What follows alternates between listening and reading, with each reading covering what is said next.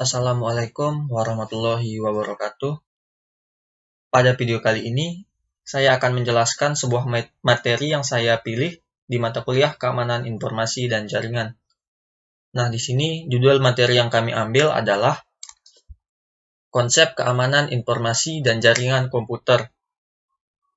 Namun, sebelum kita lanjut ke materi, terlebih dahulu saya akan memperkenalkan nama anggota kelompok saya yang berjumlah 5 orang, termasuk saya sendiri. Yang pertama, Lalu Muhammad Sauki Habibillah, yaitu saya sendiri dengan NIM 18TF060. Yang kedua, Reza Priantini dengan NIM 18TF006. Yang ketiga, Selmika Fahrupli dengan NIM 18TF074. Yang keempat, Siti Zuraida Humairoh dengan NIM 18TF058. Yang kelima, Tiara Umami dengan NIM 18TF075. Kami dari Program Studi Teknologi Informasi semester 5. Baiklah, untuk selanjutnya kita akan mulai masuk ke materi pembahasan. Yang pertama kali adalah pengertian konsep keamanan jaringan. Terlebih dahulu tentunya kita harus mengetahui pengertian dari sebuah konsep keamanan jaringan. Keamanan jaringan komputer sebagai bagian dari sebuah sistem informasi adalah hal yang penting untuk menjaga validitas dan integritas data, serta menjamin ketersediaan layanan bagi penggunanya. Komputer yang terhubung ke jaringan mengalami ancaman keamanan yang lebih besar daripada host yang tidak terhubung kemana-mana. Dengan mengendalikan keamanan jaringan, resiko tersebut tentunya dapat dikurangi. Akan tetapi, keamanan jaringan biasanya bertentangan dengan akses jaringan, karena bila akses jaringan semakin mudah, keamanan jaringan akan semakin rawan. Atau dengan maksud lain, jika jaringan tersebut sulit diakses, maka jaringan tersebut akan semakin kuat. Selanjutnya, kita akan masuk ke prinsip keamanan jaringan. Di dalam prinsip keamanan jaringan ini terdapat 5 hal. Yang pertama, kerahasiaan atau secrecy. Secrecy berhubungan dengan hak akses untuk membaca data, informasi, dan suatu sistem komputer. Dalam hal ini, suatu sistem komputer dapat dikatakan aman jika suatu data atau informasi hanya dapat dibaca oleh pihak yang telah diberi wewenang secara legal. Yang kedua, integritas atau integrity. Integritas berhubungan dengan hak akses untuk mengubah data atau informasi dari suatu sistem komputer. Dalam hal ini, suatu sistem komputer dapat dikatakan aman jika suatu data atau informasi hanya dapat diubah oleh pihak yang telah diberi hal atau hak. Nah, contoh dari integritas di sini adalah email diintercept di tengah jalan, diubah isinya, kemudian diteruskan ke alamat yang dituju dengan cara virus Trojan horse, atau pemakai lain yang mengubah informasi tanpa izin. Contoh yang kedua adalah man-in-the-middle attack, di mana seseorang menempatkan diri di tengah pembicaraan dan menyamar sebagai orang lain untuk mencuri data dari kedua belah pihak yang sedang berkomunikasi. Yang ketiga, ketersediaan atau availability. Ketersediaan berhubungan dengan ketersediaan data atau informasi pada saat yang dibutuhkan. Dalam hal ini, suatu sistem komputer dapat dikatakan aman jika suatu data atau informasi yang terdapat pada sistem komputer dapat diakses dan dimanfaatkan oleh pihak yang berhak. Yang keempat, authentication. Aspek ini berhubungan dengan metode untuk menyatakan bahwa informasi tersebut betul-betul asli. Orang yang mengakses dan memberikan informasi adalah benar orang yang dimaksud, atau server yang kita hubungi adalah server yang asli. Yang kelima, akses control. atau access control. Access control merupakan fitur-fitur keamanan yang mengontrol bagaimana user berkomunikasi dengan sistem. Access control melindungi sistem dari akses yang tidak berhak dan umumnya menentukan tingkat otorisasi setelah prosedur autentikasi berhasil dilengkapi. Selanjutnya, di sini kita akan membahas jenis serangan terhadap keamanan jaringan. Yang pertama, serangan aktif.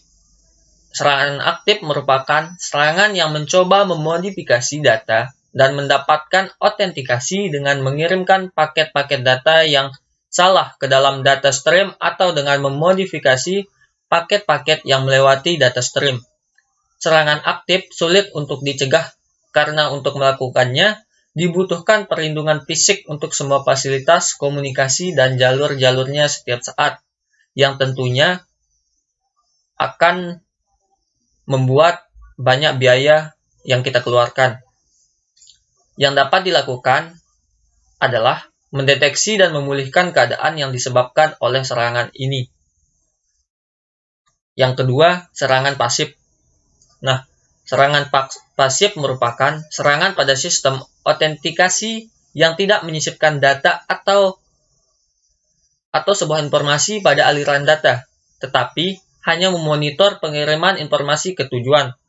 Informasi ini dapat digunakan oleh pihak yang tidak bertanggung jawab. Serangan pasif yang mengambil suatu unit data, kemudian menggunakannya untuk memasuki sesi autentikasi dengan berpura-pura menjadi pengguna asli, yang disebut sebagai replay attack. Ya, disebut sebagai sebuah replay attack. Beberapa informasi autentikasi seperti sebuah password atau data biometrik yang dikirim melalui transmisi elektronik dapat direkam dan kemudian digunakan untuk memalsukan data yang sebenarnya.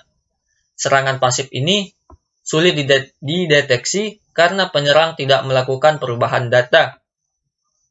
Oleh sebab itu, untuk mengatasi serangan pasif ini, lebih ditekankan pada pencegahan daripada pendeteksinya. Nah, serangan pasif ini lebih efektif dibangun terlebih dahulu sebuah firewall daripada mendeteksinya setelah terjadi serangan tersebut. Baiklah, selanjutnya kita masuk ke bentuk-bentuk ancaman di keamanan informasi dan jaringan. Jenis ancaman keamanan jaringan ini lebih umum disebut sebagai brute force and dictionary. Nah, serangan ini adalah upaya masuk ke dalam jaringan dengan menyerang database password atau menyerang login prompt yang sedang aktif untuk menemukan password dari account user dengan cara yang sistematis, mencoba berbagai kombinasi angka, huruf, ataupun sebuah simbol. Nah, ada beberapa bentuk ancaman pada jaringan komputer yang sering ditemui, di antaranya adalah yang pertama, denial of service. Belakangan ini, denial of service sangat populer sekali digunakan oleh para hacker. Apa sih itu denial of service? Denial of service atau DOS ini adalah salah satu ancaman keamanan jaringan yang membuat suatu layanan jaringan jadi macet. Serangan yang membuat jaringan Anda tidak bisa diakses dan membuat sistem Anda tidak bisa merespon terhadap trafik atau permintaan layanan terhadap objek dan resource jaringan. Artinya, di sini cara kerja DOS ini adalah dengan membanjiri sebuah sistem dengan layanan yang sangat banyak sekali, yang membuat sebuah sistem kewalahan untuk menampung layanan-layanan tersebut. Nah, di sini ada beberapa jenis DOS seperti yang pertama, Distributed Denial of Service atau DDoS. Yang kedua, Distributed Reflective Denial of Service atau DRDoS. Yang ketiga, Ping of Death. Yang kedua, spoofing. Istilah spoofing kadang-kadang digunakan untuk merujuk kepada kepala pemalsuan, penyisipan sebuah informasi palsu, atau menyesatkan dalam email atau net news header. Header dipalsukan digunakan untuk menyesatkan penerima atau jaringan aplikasi mengenai asal dari pesan. Yang ketiga, Serangan man in the middle. Apa sih itu man in the middle? Man in the middle terjadi saat user perusak dapat memposisikan di antara dua titik link komunikasi, atau dengan kata lain, man in the middle ini memposisikan dirinya ada di tengah-tengah orang sedang berkomunikasi. Para penyerang ini tidak tampak pada kedua sisi link komunikasi dan bisa mengubah isi dan arah sebuah traffic. Dengan cara ini, para penyerang bisa menangkap logon kredensial, bahkan mampu mengubah isi pesan dari kedua titik komunikasi ini. Yang keempat, spamming. Spamming atau tindak penyebaran spam adalah merupakan salah satu bentuk penyalahgunaan teknologi email yang paling umum dan paling sering dijumpai pengguna fasilitas email spam produk hasil spamming. Dapat didefinisikan sebagai pesan email yang diinginkan oleh pengguna yang sebagian besar adalah message komersil, walaupun tingkat ancamannya dapat dikatakan tergolong rendah jika dibandingkan dengan email worm ataupun phishing. Yang kelima, sniffer. Sniffer atau snooping attack merupakan kegiatan user perusak yang ingin mendapatkan informasi tentang jaringan atau trafik lewat jaringan tersebut. Sniffer sering merupakan program penangkap paket yang bisa menduplikasikan isi paket yang lewat media jaringan ke dalam sebuah file. Serangan sniffer sering difokuskan pada koneksi awal antara klien dan server untuk mendapatkan logon kredensial dan password. Yang keenam, crackers. Cracker adalah sebutan untuk mereka yang masuk ke sistem orang lain, dan cracker lebih bersifat destruktif atau merusak. Biasanya di jaringan komputer, cracker membypass password atau lisensi program komputer secara sengaja melawan keamanan komputer, mendepaste atau merubah halaman muka web milik orang lain, bahkan hingga mendelete atau menghapus data orang lain. Nah, cracker ini sangat berbahaya sekali. Mereka mencuri data dan umumnya melakukan cracking untuk keuntungan diri sendiri atau bermaksud jahat, atau karena sebab lainnya karena adanya sebuah tantangan. Beberapa proses pembobolan dilakukan untuk menunjukkan kelemahan dan keamanan sebuah sistem. Yang ketujuh, firewall. Apa sih itu firewall? Firewall adalah sebuah sistem atau perangkat yang mengizinkan lalu lintas jaringan yang dianggap aman untuk melaluinya dan mencegah lalu lintas jaringan yang tidak aman. Umumnya, sebuah firewall diimplementasikan dalam sebuah mesin terdedikasi yang berjalan pada pintu gerbang atau gateway antara jaringan lokal dan jaringan lainnya. Saat ini, istilah firewall menjadi istilah generik yang merujuk pada sistem yang mengatur komunikasi antar dua jaringan yang berbeda. Ada 4 jenis-jenis firewall. Yang pertama, firewall layer jaringan. Yang kedua, firewall layer aplikasi. Yang ketiga, network address translation atau NAT. Yang keempat, firewall berbasis software. Selanjutnya, fungsi dari firewall. Yang pertama, mengatur dan mengontrol lalu lintas jaringan. Fungsi pertama yang dapat dilakukan oleh firewall adalah firewall harus dapat mengatur dan mengontrol lalu lintas jaringan yang diizinkan untuk mengakses jaringan privat atau komputer yang dilindungi oleh firewall. Nah, di sini ada 4 cara mengatur dan mengontrol lalu lintas jaringan. Yang pertama, proses inspeksi paket. Inspeksi paket atau packet inspection merupakan proses yang dilakukan oleh firewall untuk menghadang dan memproses data dalam sebuah paket untuk menentukan bahwa paket tersebut diizinkan atau ditolak berdasarkan kebijakan akses atau access policy yang diterapkan oleh seorang administrator. Nah, inspeksi paket dapat dilakukan dengan melihat elemen-elemen berikut. Yang pertama, alamat IP dari komputer sumber, port sumber pada komputer sumber, alamat IP dari komputer tujuan, port tujuan data pada komputer tujuan, protokol IP, dan yang terakhir, informasi header-header yang tersimpan dalam paket. Yang kedua, koneksi dan keadaan koneksi.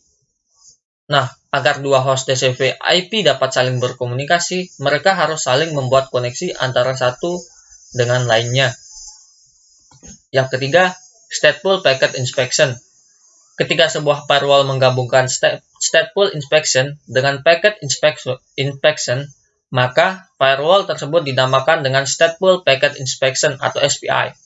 SPI merupakan proses inspeksi paket yang tidak dilakukan dengan menggunakan struktur paket dan data yang terkandung dalam paket, tapi juga pada keadaan apa host-host yang saling berkomunikasi tersebut berada. Yang keempat atau yang terakhir, melakukan autentikasi terhadap akses. Fungsi fundamental firewall yang kedua adalah firewall dapat melakukan autentikasi terhadap akses.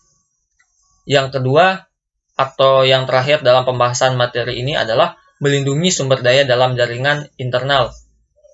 Ini merupakan salah satu tugas firewall. Nah, salah satu tugas firewall adalah melindungi sumber daya dari ancaman yang mungkin datang. Proteksi ini dapat diperoleh dengan menggunakan beberapa peraturan akses atau access control, pengguna SPI, application proxy, atau kombinasi dari semua untuk mengamankan host yang dilindungi supaya tidak dapat diakses oleh host-host yang mencurigakan atau dari lalu lintas jaringan yang mencurigakan. Baiklah, sekian yang bisa saya sampaikan. Mohon maaf bila ada salah bahasa ataupun tutur kata. Sekian. Assalamualaikum warahmatullahi wabarakatuh.